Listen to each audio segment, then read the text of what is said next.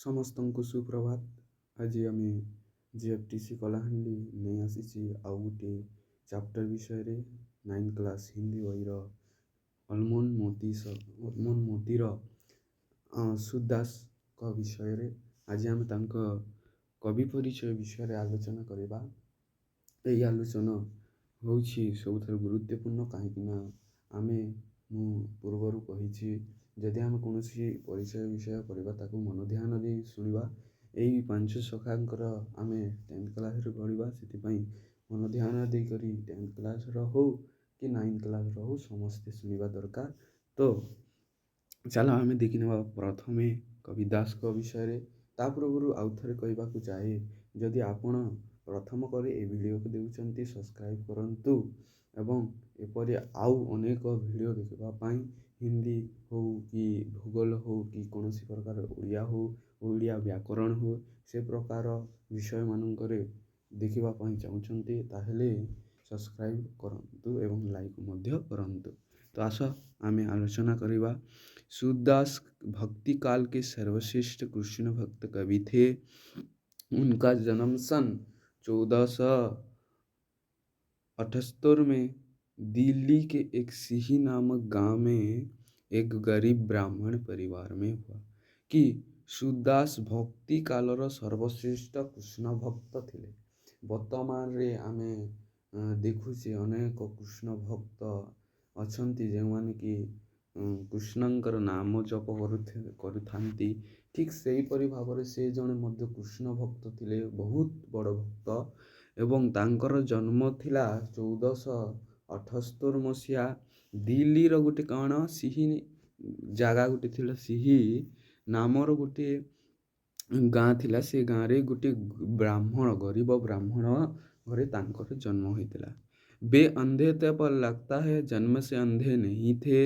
मथुरा और आगरा के बीच यमुना नदी के तट पर स्थित गौवा घाट के उन्होंने संगीत, काव्य और शास्त्र का अध्ययन किया और विषय के भाव पर पद की रचना की।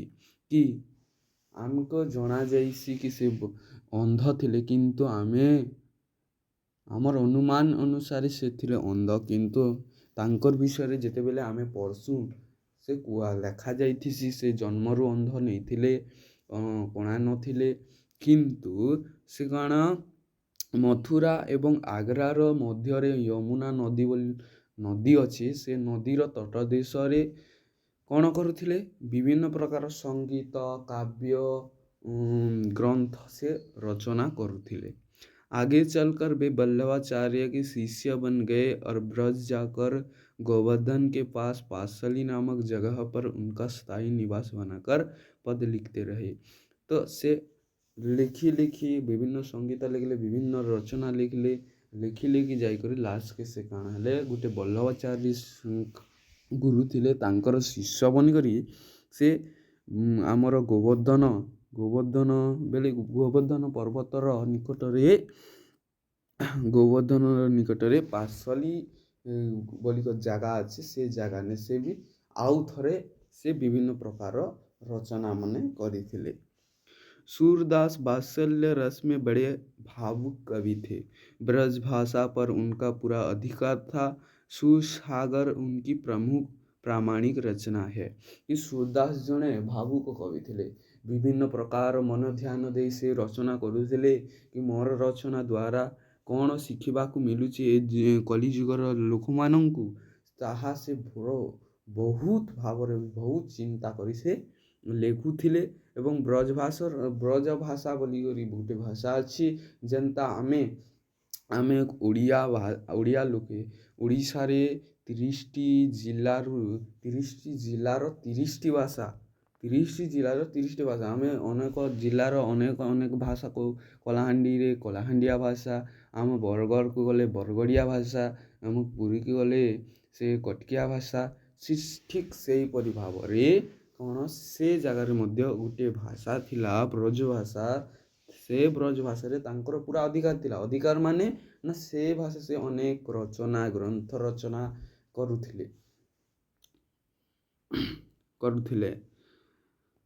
ଆରୁ ସୁରସାଗର ବୋଲିକରି ଗୋଟିଏ ଗ୍ରନ୍ଥ ଲେଖିଥିଲେ, ସେଟା ହଉଛି ତାଙ୍କର ଅତି ଆପଣା ବେଲେ ସେ ସେଥିରେ ପୁରା ବହୁତ ପ୍ରମୁଖ ରଚନା ଥିଲା ସେ ତାଙ୍କର ରଚନା ମଧ୍ୟରୁ। ଅନେକ ଲୋକଙ୍କୁ ମଧ୍ୟ ପସନ୍ଦ ଆସିଥିଲା, ଅନେକ ଲୋକ ସେ ବହିକୁ ବହୁତ ପସନ୍ଦ କରୁଥିଲେ। इसमें उन्होंने श्री कृष्ण की बाल लीलाओं का वर्णन बहुत सुंदर ढंग से किया है। ସେଇ ସୁସାଗରରେ କ'ଣ କରିଛନ୍ତି ନା ସେ ବିଭିନ୍ନ କୃଷ୍ଣଙ୍କର ଛୋଟ ବେଲରୁ ବଡ଼ ପର୍ଯ୍ୟନ୍ତ କି ପ୍ରକାରର ଲକ୍ଷଣ ଥିଲା, କିପରି ଭାବରେ ସେ ଦୁଷ୍ଟାମି କରୁଥିଲେ, ସେ ବିଷୟମାନଙ୍କୁ ନେଇକରି ସେଟା लिखिଥିଲେ। ସେଥିପାଇଁ ଅନେକ ଲୋକ ତାକୁ ପସନ୍ଦ କରୁଥିଲେ। कवि ने कृष्ण का पालन पर झुनना, घुटने के बल पर नाचना, चांद को ले मचलाना, नहाते समय रूठ जाना, मक्खन की चोरी करना, मिट्टी खाना आदि प्रसंगों का बड़ा मनमोहक वर्णन सहज सुंदर सरल ढंग में किया है।